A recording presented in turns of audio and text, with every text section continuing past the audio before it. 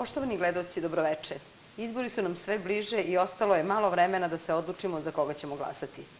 Možda će večerašnja emisija da vam pomogne da se odlučite.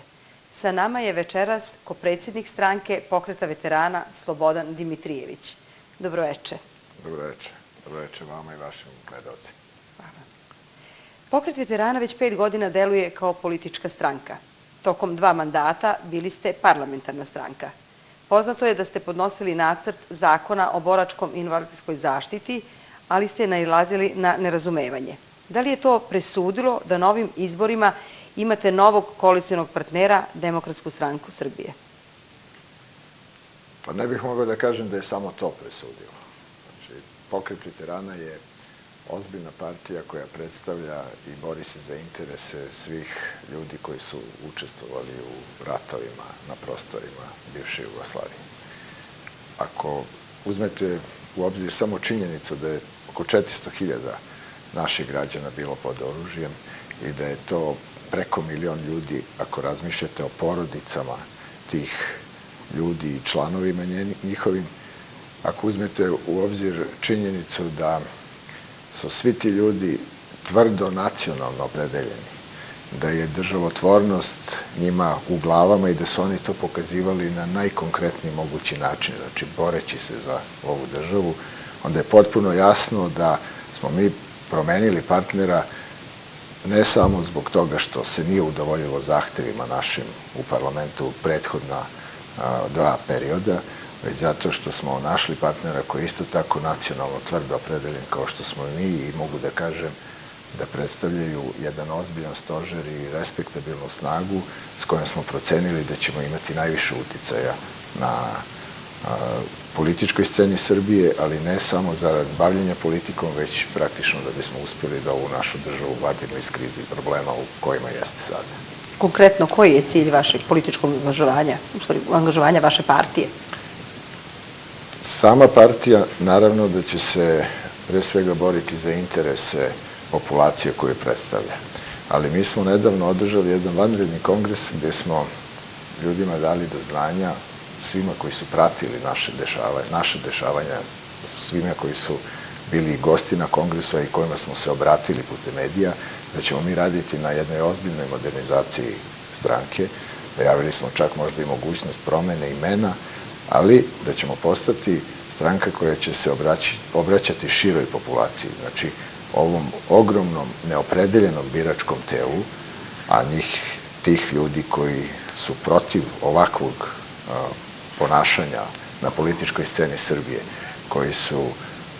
koji ne prihvataju ove laži koje svakodnevno slušaju od političkih stranaka, naročito ovih najvećih, da ćemo pokušati da ponudimo jedan ozbiljan državotvorni program, jedno ozbiljno ekonomsko rešavanje i krize i bavljenje na svim praktično poljima koji mogu da utiču na poboljšanje života naših ljudi, naših građana, naših najbližih, ali i svih u Srbiji, a znamo u kakvim problemima, u kakvoj situaciji smo svi sada i kako živimo.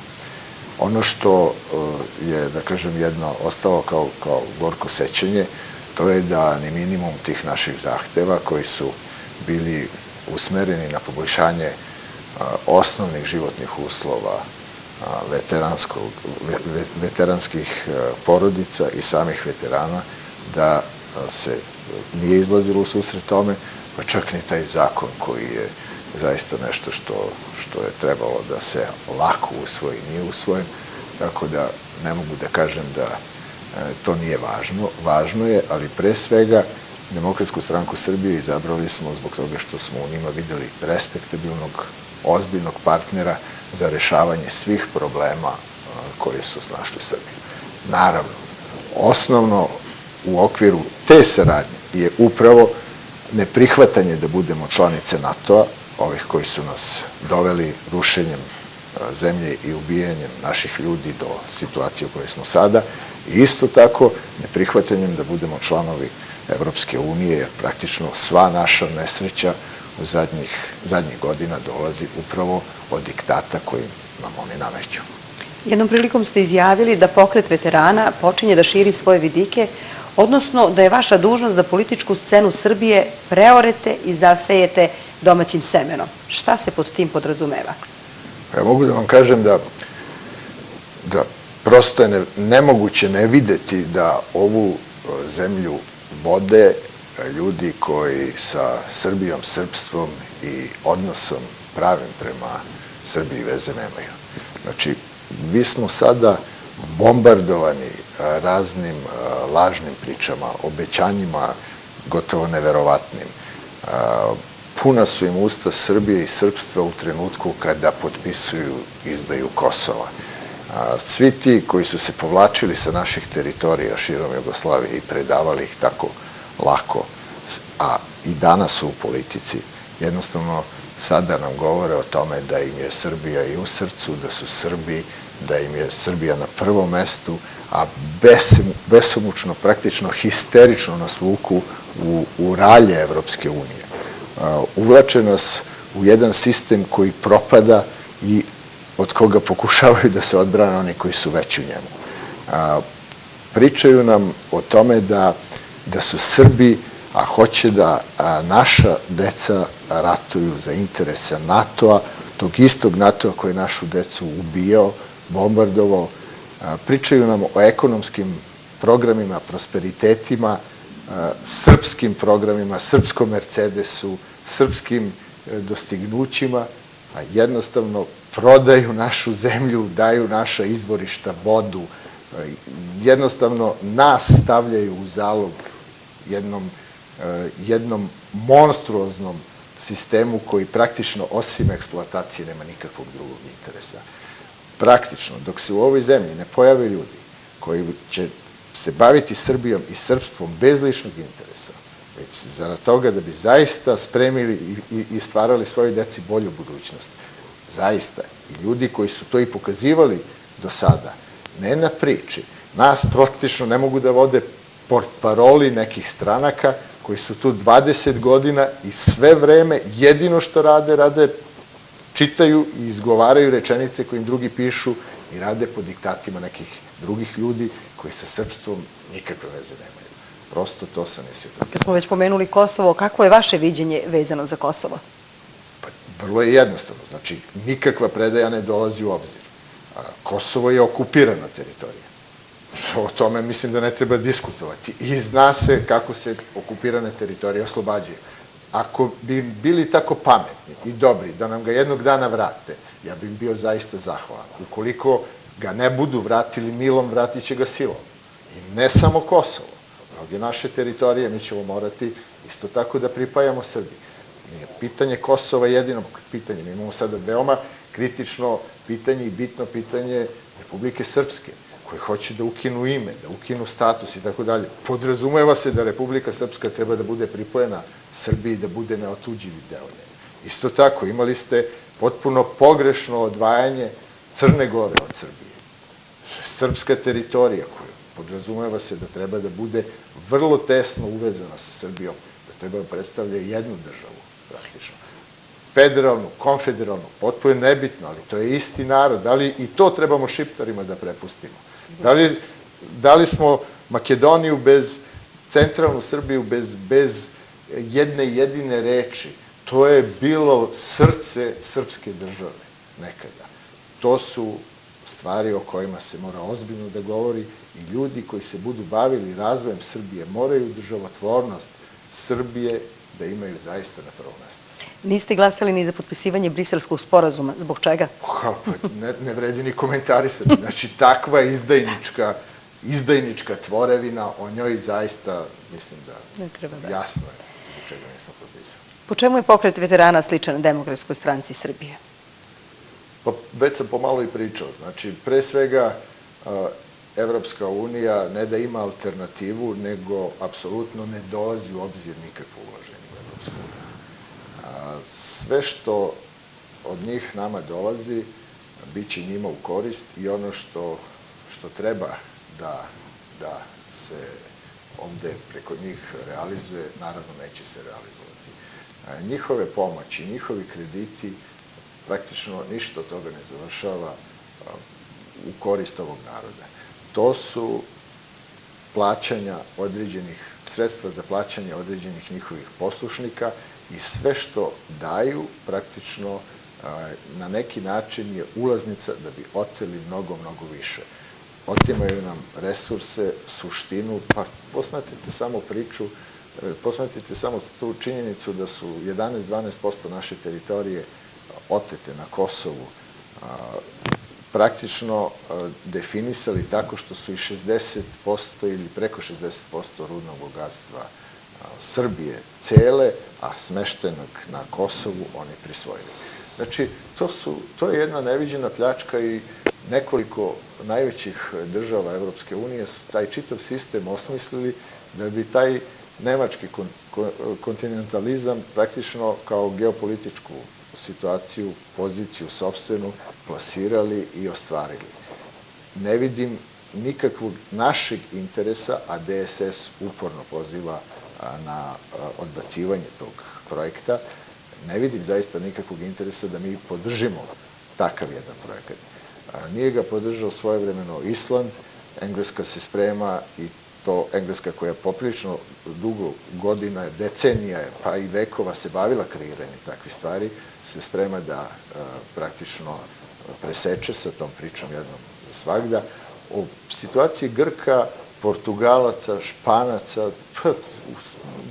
nama su te informacije uskraćene i ne pružaju nam se dovoljno, ali jednostavno svesni smo, čujemo, vidimo kakva je sudbina njihova i koliko im je stalo do Evropske unije. Znači, osnovno pitanje je to. Drugo pitanje, mislim da ne trebam toliko puno da pričam, NATO, ta zločinačka tvorevina i organizacija duboko neprijateljska prema nama. Vi ste i protivnik ulaska u NATO? Apsolutno. Znači, ne dolazi u obzir, tu smo se isto tako potpuno pronašli. Odnos prema Rusiji, znači, naš stav je još jasniji i još smo, da kažem, opredeljeniji za tesnu saradnju sa Rusijom i za ozbiljno uvezivanje. Rusija je država koja je praktično narod, njihov i naš narod su isti narodi ili veoma, veoma slični. Prema nama, kada god je mogla, bila je više nego blagonaklona. Ima takav potencijal i takvu proizvodnju, takve energetske resurse, da praktično mi radeći na neki način samo za njihovo tržište možemo jako dobro da razvijamo vlastitu ekonomiju i jako dobro da živimo praktično bez ikakvih obavezivanja, ultimatuma i ucena. I to nam je zajednički projekat, s tim što kažem da što se nas tiče mi bismo sa njima sarađivali i vojno, iako smo ovog puta kao mudru odluku podržali predlog vojne neutralnosti. Ovog trenutka možda da, a sutra zašto možda ne razmišljati i o ozbiljnom savezu sa Rusijom koja pokazuje svoju snagu svakog trenutka. Upravo ste vidjeli sada odnos Evrope prema ostatku sveta, direktni uzročnik krize u Ukrajini i izazivač toga je Evropa. Podržana je naravno od Atlantista, od Amerike i Engleske. To što se dešava tamo i što se pokušava da izazove bratoubilački rat, znači među tim narodima, to je njihovo delo, a Rusija mudrom, ali čvrstom politikom jednostavno pokazuje svoju snagu. I naravno da će uspeti da ono što je zacrtala i naumila da i odbrani. Znači, to je još jedna sličnost naša. Ono što nam se isto tako jako dopada kod Demokratske stranke Srbije, to je jedno civilizovano i kulturno bavljenje politikom. Oni su ljudi koji ne obećavaju ono što ne mogu da ispune. Ogromna je razlika u nastupu Vojislava Koštunice s jedne strane i Vučića, Dačića, Tadića i svih ovih koji obećavaju kule i gradove koji praktično, moram da upotrebim jednu ružnu reč, besomučno lažu ovaj narod i pričaju priče koje veze s pameću nemaju. Vidite sami po zastupljenosti u medijima kolika je bojazan i koliki je strah ovih nekoliko političara, da praktično vi na svim, kada biste posmatrali dnevnu štampu i novine, svakih 5 minuta je neko od njih na televiziji. Da li je to na vestima, da li je u udarnim političkim terminima, da li su to plaćene reklame. Tu se praktično stotine i stotine časova troši na propagandu. Milioni se u to ulažu, ne para koje su oni od svojih dedova nasledili, niti ih sami napravili, nego ovog naroda. Znači, ogromna je razlika i u pristupu obraćanju ljudima. Taj civilizovan, kulturan i ne po svaku cenu način da se nametne svoje mišljenje, isto nam se dopada kod Demokratske stranke Srbije. Naravno da njihova državotvornost je neuporedivo jasnija, iskrenija i ozbiljnija od onoga o čemu nam pričaju ovi koji čak i nisu državotvorni, nego čija je politika upravo uperena da i ovo malo od države što nam je ostalo rasture i rasprodaju. Konkretno, po čemu se razlikujete u ovoj kampanji od drugih? Jednostavno mislim da ne obećavamo ništa što nije moguće ostvariti. Mi pokušavamo da približimo ljudima ideju da će morati da se ozbiljno bave sami svojim poslom. Da ne trebaju da očekuju nikakve kredite da bi im bilo bolje. Da kredita neće ni biti koji će biti njima stavljeni na raspolaganje. Obećavamo im da ćemo moći da ih bolje povežemo sa ozbiljnim tržištima, kako je rusko tržište, kako je kinesko tržište od ovih drugih i da će to biti prilagođeno našim mogućnostima. Ne obećavamo im da ćemo mi prodavati Mercedese Nemcima. Potpuno je suprotna priča. Znači, ovde se sklapa nešto što mi plaćamo i na čemu će oni zarađivati. Ne obećavamo im ni Beograd na vodi. Beograd na hlebu i vodi koji su oni projektovali, ja se nadam da mi nećemo da doživimo. Znači, da će ovo ipak biti jedna bolje organizovana zemlja i bogatija, ali zahvaljujući radu i idejama naših ljudi, bez eksploatatorskog nastupa drugih i poklanjanja njima. Znači, nećemo im obećati niti Etihad, niti spasonosne kompanije, a ne smemo da im pokažemo projekte, ugovore, ne upućujemo ih ni u jednu bitnu stavku, ne govorimo im o tome da će Srbija zaraditi 1.200.000.000 od Beograda na vodi, a prećutimo im da zemlja treba da se pokloni, da komunalije trebaju da budu oproštene, da će ti stanovi biti prodati eksploatatorima naših rudnih bogatstava, našeg poljoprivrednog zemljišta, naših voda, naših ljudi na kraju krajeva. Prećute da kada govore o Beogradu, govore o zabavi. To što oni reklamiraju kao kvalitet Beograda i ponude i Srbije uopšte, pametan čovjek bi trebao da se postidi i da ne dozvoli da se takvi projekti praktično razvijaju.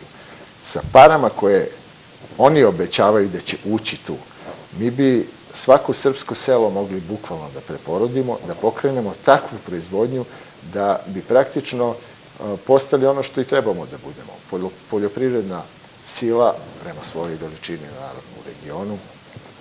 Imali bismo normalne uslužne delatnosti, ne ovog tipa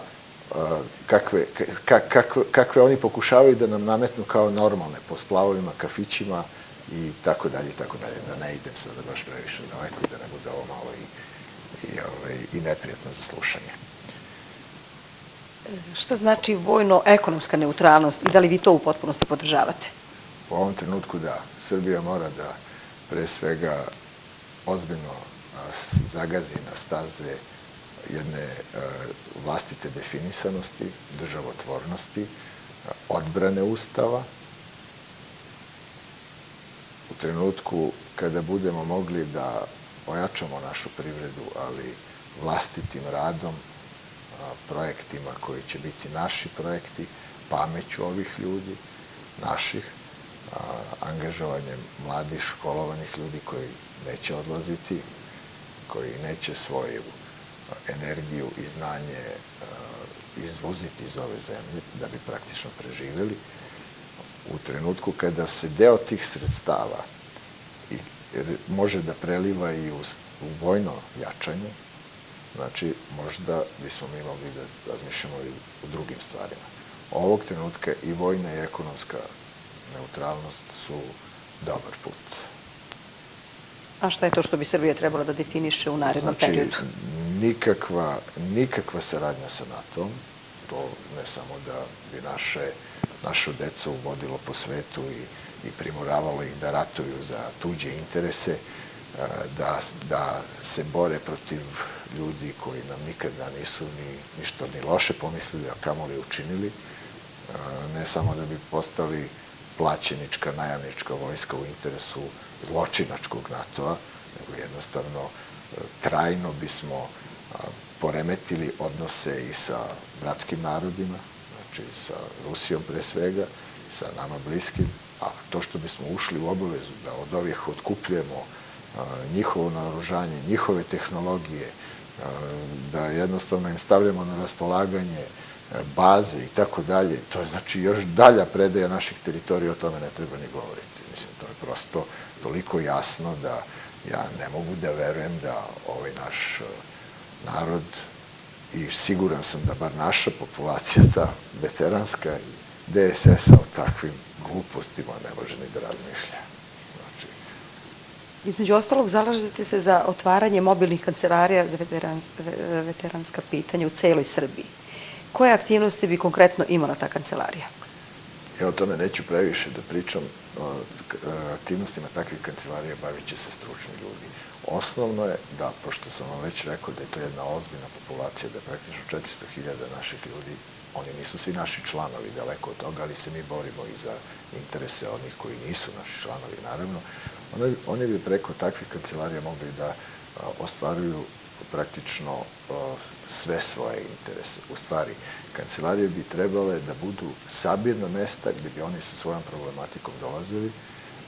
Odatle bi se ideje za nastupe u parlamentu i za rešavanje njihovih problema distribuirale tamo gde treba. Znači, takve kancelarije bi u stvari uticale na poboljšanje životnih uslova veterana i njihovih porodica. A po vašem mišljenju, na koji način bi trebalo te probleme rešiti?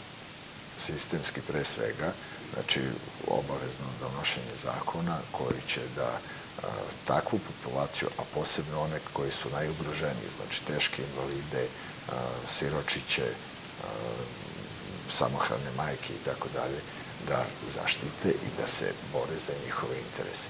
Mora se da izdvaja jedna ozbiljnija suma novca, mada niko nije ratovao ovde da bi bio plaćen za to i da bi se država na specifičan i specijalan način ophodila prema njemu, ali jednostavno ono što je obaveza države prema takvim ljudima i prema, kažem, upravo onim najugroženijima u okviru kancelarija koje bi imale svoju stručnu službu i to iz svih segmenata života, praktično mislim da bi moglo da se dosta toga popravi i pomogne.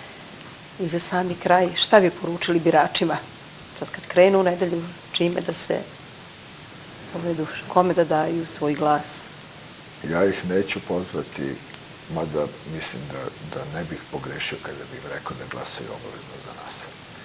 Znači, za Demokratsku stranku Srbije i veterane koji su na listi Demokratske stranke Srbije. Ali poručio bih da praktično odvoje stvarnost od onoga što vide na televiziji. Da poruke koje se svakodnevno njima pružaju pokušaju da mirne glavi i trezveno izanaliziraju. Da, iako im je lepo da čuju da će biti bolje, da će milijarde ući, da su Arapi naša braća, da je Beograd na vodi spas Srbije, da mi Kosovo nećemo predati, da nismo izgubili Knin, da se Crna Gora i Makedonija nisu odvojile od nas, nego da su verovatno tu negde, da mi imamo naš put, da imamo svetlu budućnost, da će sve ovo što nam se nudi, da se već sutra, čim im budemo dali glas, ostvari. Znači, da ipak izanaliziraju na koji način žive i kako rešavaju svoje tekuće probleme. Da se podsete da ogromna većina ovog našeg naroda i ogromna većina ljudi koji se u životu nisu opredelili za pljačku, za lopovluk, za političarenje, za preživljavanje zahvaljujući političkim vezama, ima dnevne tekuće probleme. Naš narod uglavnom rešava svoju životnu situaciju od podneva do večeri, većinski narod. Da to uvek imaju na pameti i da shvate da to nije zbog toga što su oni neradnici, loši, manje sposobni, nego je to upravo zbog toga što ovi koji najviše obećavaju i koji ih uporno iz godine u godinu vode u propast, ne umeju da obezbede ništa osim praznih priča i da bar njima ne daju glas. To bi bila moja poruka. Dajte glas sami sebi, razmislite o tome kako možete sebi da pomognete i glasajte za one koji vas ne lažu. To je poruka. Hvala vam puno što ste bili gost u večerašnjoj emisiji. Želim vam puno sreće na izborima. Hvala i vama. Dragi gledoci, hvala i vama što ste bili večeras sa nama. Ostanite uz program televizije Jerina.